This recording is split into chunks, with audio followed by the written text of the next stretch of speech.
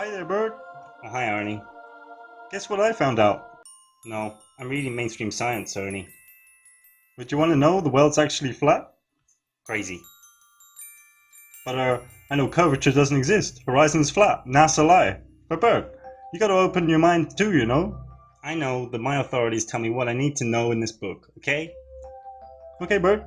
But incidentally, Bert, you're a globehead. Bert's a globehead. Bert's a globehead. What? You're a globehead, Bert. What do you mean, globehead? We see, you think that the world's a sphere spinning 1,000 miles an hour in its axis. Well, that's the truth. They tell me in books. Are you completely crazy? Okay, Bert.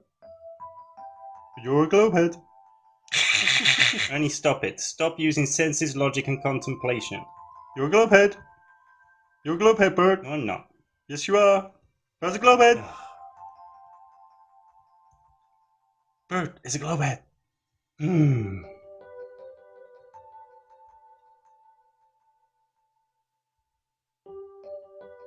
Bert's a globehead. Bert's a globehead.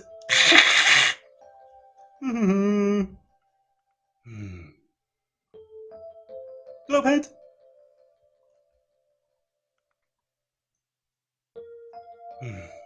Bert's a globehead. I'm gonna get you. You're crazy. Conspiracy globehead. theorist. Gravity, refraction, relativity. Gravity, globehead. refraction, relativity. You're I'm not gonna gonna get get you. me. I'm gonna get you, Ernie. You crazy globehead. conspiracy theorist. Come here. No, you're not. You crazy. Gravity, refraction. You've been on YouTube far true, too Bert. much. Watching rubbish. Bert. NASA and governments know the truth. Okay. Facebook and YouTube. True. You theorists think you know it all. You gonna research it? No.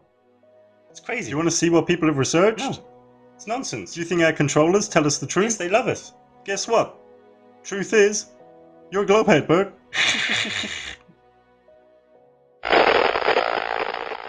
You better perk up your ears and look. That's essentially a double dare to go look at the data. And you and I have talked a number of times on the show. There is good data out there, enough data to raise concern. Outside of what they currently believe. And I'm just asking you for one video, open your mind, please. I beg you, just this one time. Pretend that you aren't the smartest human on earth. Understand that I don't claim to know every fact. And to be honest, there's some facts that will never be known, simply because they've been hid too well. But if you're a human being with a brain and you're not afraid of your own stupidity, it's okay to question things. To get out there. Now, everyone has got a mouth. Everyone. And everyone's got a voice box that goes through it. And therefore we can articulate and pass this on. And so, you know, it's ridiculous to say there's nothing we can do. We can get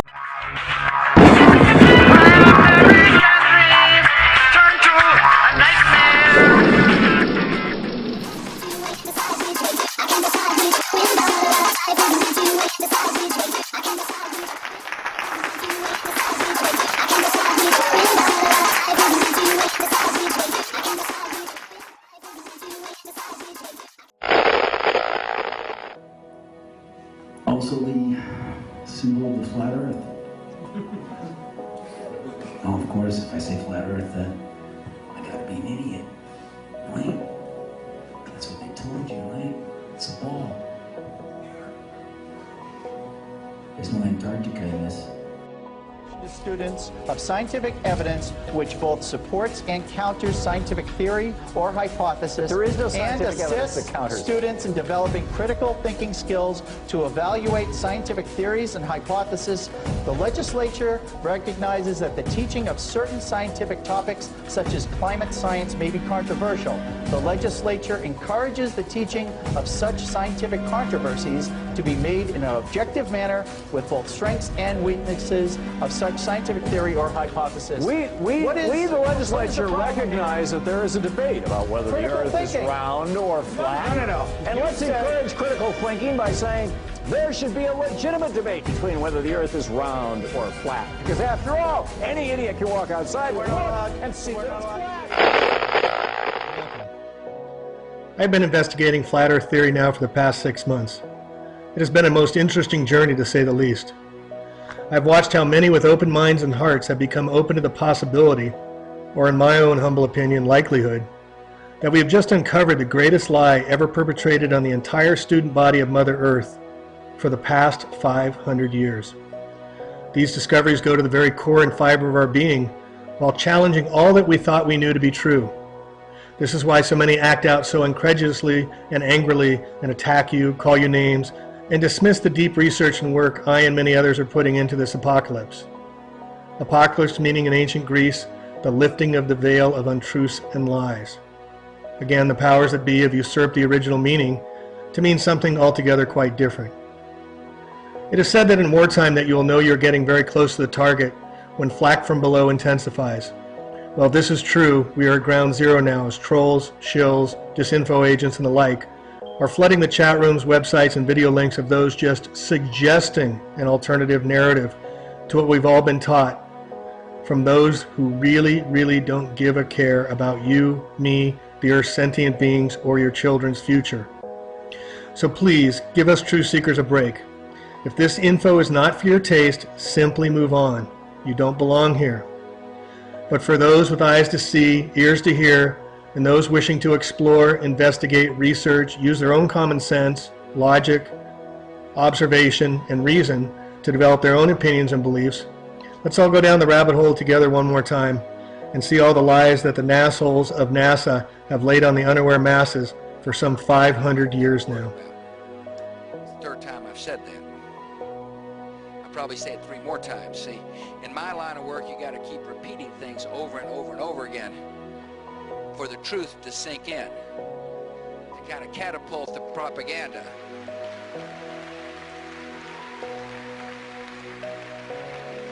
I'll probably say it 3 more times. See, in my line of work, you got to keep repeating things over and over and over again for the truth to sink in, to kind of catapult the propaganda. To kind of catapult the propaganda.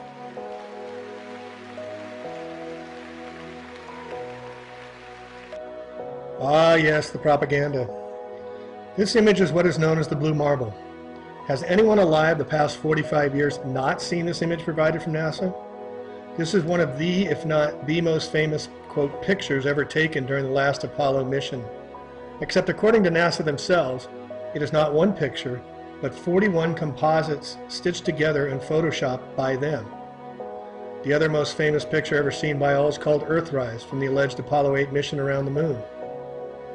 There is likely not more than a handful of people on our Earth that has not seen these pictures at least once. These pictures are shown over and over and over again for over 40 years now. These are the same exact pictures still being used. Though we are said to have had hundreds of satellites orbiting and shooting pictures of Earth, as well as images provided from NASA from the space shuttle some 130 miles above for decades now. Do you know why NASA always calls these images and not photographs? It's because that is what they are. Why? Why would NASA need to stitch together so many images when clearly they should have thousands and thousands of round ball Earth images? There is no actual image of a ball Earth. If you Google it, you'll see that they're all composites, CGI, or literally taken through a round window in low Earth orbit. That's how they faked the first ones. Eric, how do you know that they're composite? How do you know that they're not real photos? Well, I actually admit that they're composite. Composite's their word, not mine, for their fake pictures. For their fake pictures.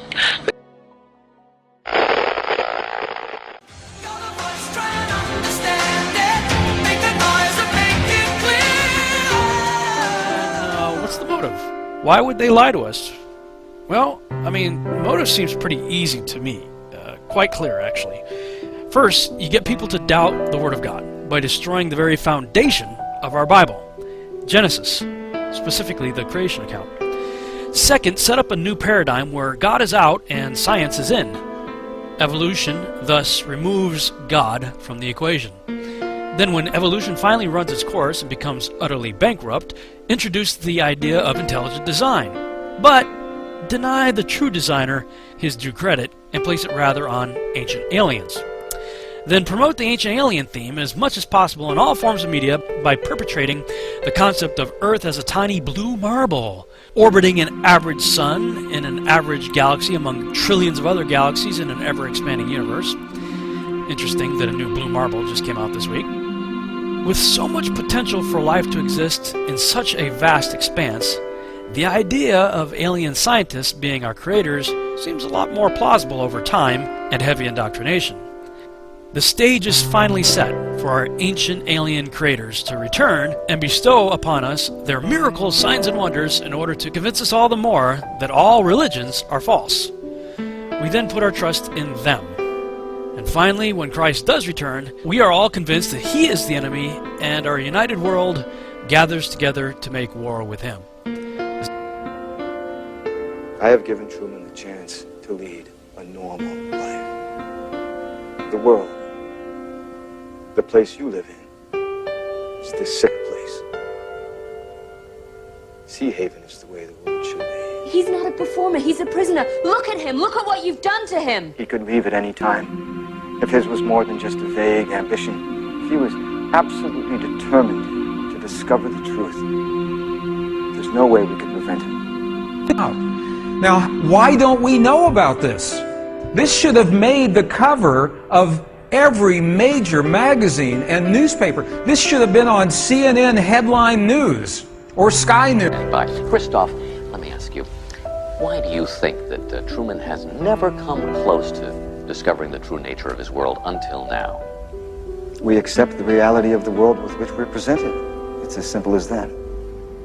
The Hague for Christoph. Hello. If I do not seek to understand what's happening here, then I've got peanuts in my head. When will I wake up? Now, if any of you sons of bitches got anything else to say, now's the fucking time! Expressing all the time, but now I can put it into that sentence that I think we're being run by maniacs for maniacal ends, you know. If anybody can put on paper what our government and the American government, etc., and the Russian, Chinese, what they are actually trying to do, you know, and what they think they're doing, I'd be very pleased to know what they think they're doing. I think they're all insane, you know, but I'm liable to be put away as insane for expressing that.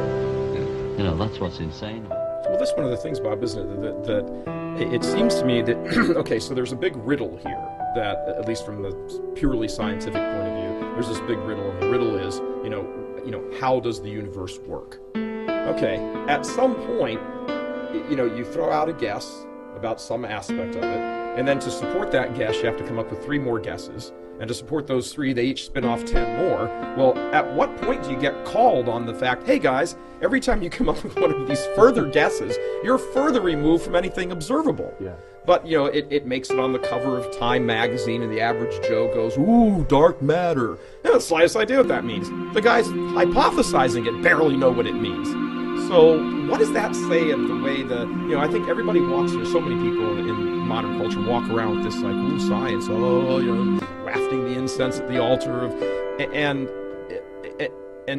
I mean, your point earlier, yeah, we know how a cell phone works, and that's cool, but, you know, this stuff is so much theory and hypothesis, and there's nothing to back it up. It's really kind of unscientific science.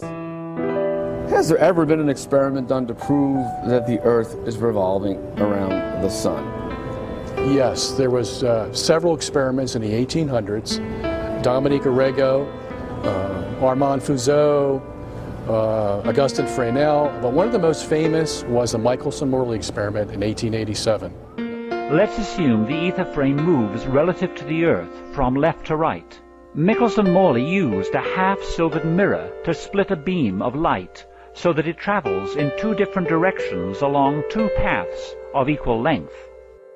This is the light beam before it is split. Moving in a perpendicular direction to the ether frame, this beam would be blown off course and would have to travel a little further. Traveling back down this path again, perpendicular to the ether, would also move this beam off course, if the ether existed. This beam, moving parallel to the ether and in the same direction, would increase its speed. This beam, again parallel to the ether, but moving in the opposite direction, would be slowed down. Here the two light beams are recombined together, and if they are in phase, they will constructively interfere. But if the speed was different in the two paths, they would combine to give an interference pattern. Tell us about that. Well, they used light beams to measure whether the Earth was moving, and they found that there was no movement. The Earth has to be moving 30 kilometers per second to complete its annual revolution, and they found out that it wasn't moving in a very precise. Michelson could have calculated it to 1/100th of what he got in his experiment. That's how sensitive his instruments were. What did the experiment involve in terms of apparatus, so we can get a concrete understanding of Well, what they found? if the Earth is moving around the sun, and we shoot that light beam in the direction that the Earth is moving, okay, and then we shoot another light beam perpendicular to that, well, the one that's in the direction of the Earth's movement should be impeded in some way if it's moving through space, whereas this one is going perpendicular would not be impeded. Why not? Because it's not going through space. It's just going north and south. Okay? And what they found, they expected to have a 30-kilometer difference between these two light beams. There was no difference. So the natural interpretation, and even Einstein admits this, Mach admits this, Born admits this, the natural interpretation is that the Earth isn't moving. So how do we get out of that? Well, you invent special relativity. And now you say, well, the reason that light beam wasn't affected when it went toward the motion of the Earth is because the apparatus shortened. Huh? Yeah, Michelson's apparatus shortened as it was going with the Earth in its orbit around the sun. Wait, you're telling me that the contraction of mass was invented to explain away the results of the Michelson-Morley experiment? Yes, and that's what my book will tell you, and it's been admitted by all the scientists. Well, isn't there any experimental confirmation that as you approach the speed of light, there's a contraction effect? The impression is that there's all kinds of experimental confirmation. That was invented. There's no proof to it. Really? Yes, all the physicists will tell you there's no proof. Not that I'm surprised, you understand. Yeah. I know what the scientific community is capable of in terms of mass deception. Evolution is a mass deception. But I wasn't aware that they don't really have any even purported scientific confirmation in terms of physical measurement. No, nobody of the contraction effect. Nobody measured a contraction.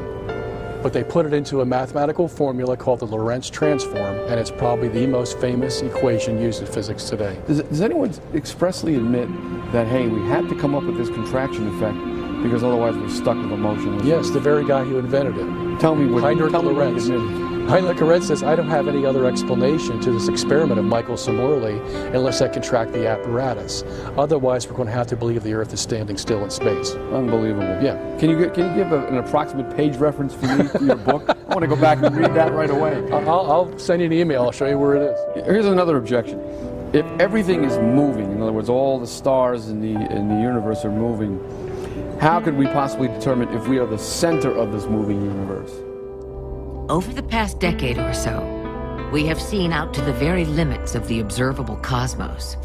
We've mapped its largest structure, the cosmic microwave background, the oldest light in the universe according to the standard Big Bang model of cosmology. What we have discovered is shocking. On the very largest scales, we see a pattern of really big hot and cold spots which line up around a special axis, which has been dubbed the axis of evil. And that's quite puzzling. Why is there a special direction in space? Well, you know, it's interesting that you asked that because in 2009 they set up a probe called the Planck probe.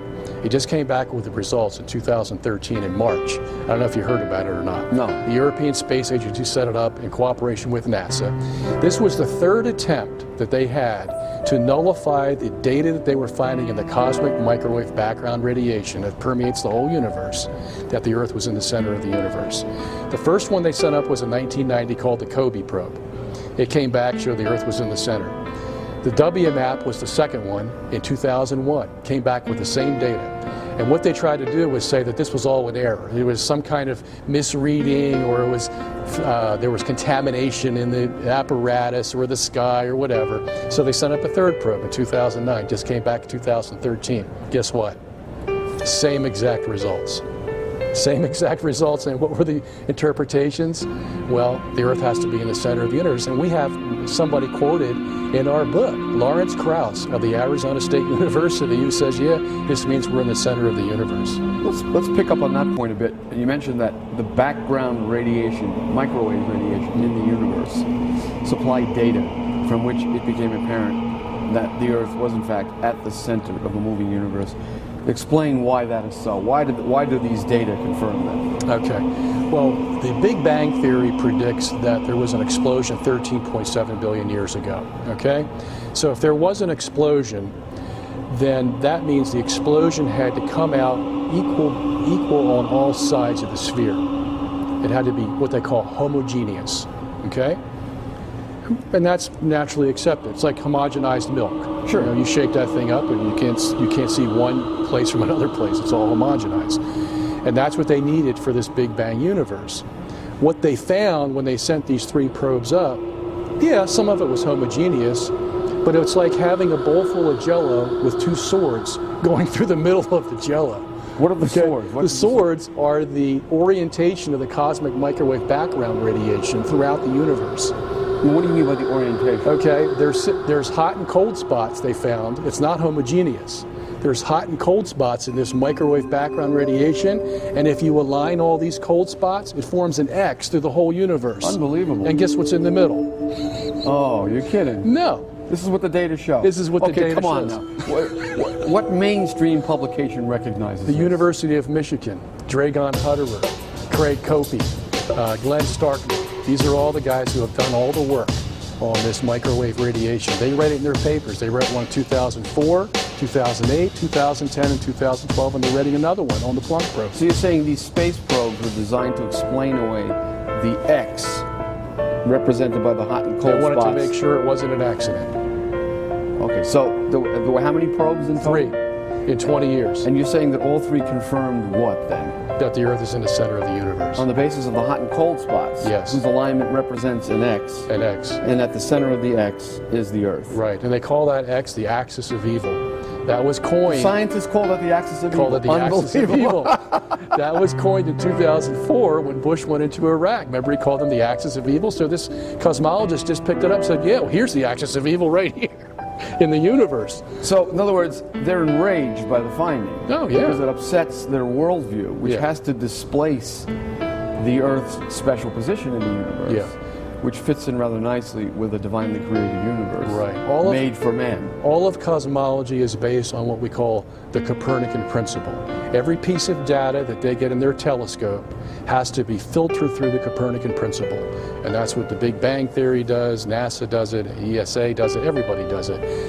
The upsetting thing about this microwave radiation is it just totally defies the Copernican principle. The last probe confirmed that as well, you said? The last probe, yeah. As a matter of fact, where was that result recorded? Obviously everywhere, but give me some examples. March 21st in the European Space Agency report. As a matter of fact, it's in our movie. What's their attempt to explain the latest probe's findings away? Anomalies. Anomalies? Mm-hmm. And all the anomalies conveniently line up in a non-anomalous way to verify their model. Right. This is amazing. So this brings us to the question of motive. We've been hinting at it throughout the discussion. There's obviously a motive at work here. Many people have recognized, not just believers, not just Catholics, but people like David Berlinski, for example, that science has become an ideology. Maybe you could take up that theme as we close out this interview. Yeah. Isn't there an ideological component? Yeah, I would even go so far as to say it's a religion. Science is a religion today. It's scientism. And they've already got the parameters within which they want to interpret the data. And they're not going to go outside those parameters. This is a perfect example.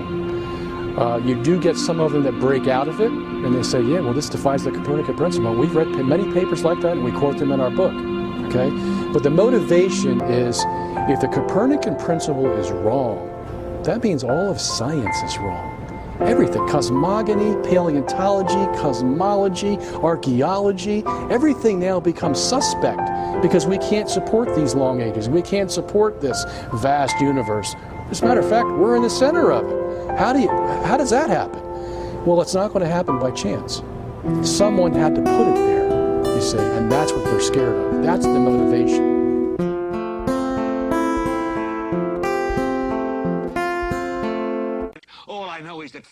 You've got to get mad. You've got to say, I'm a human being. God damn it. My life has value.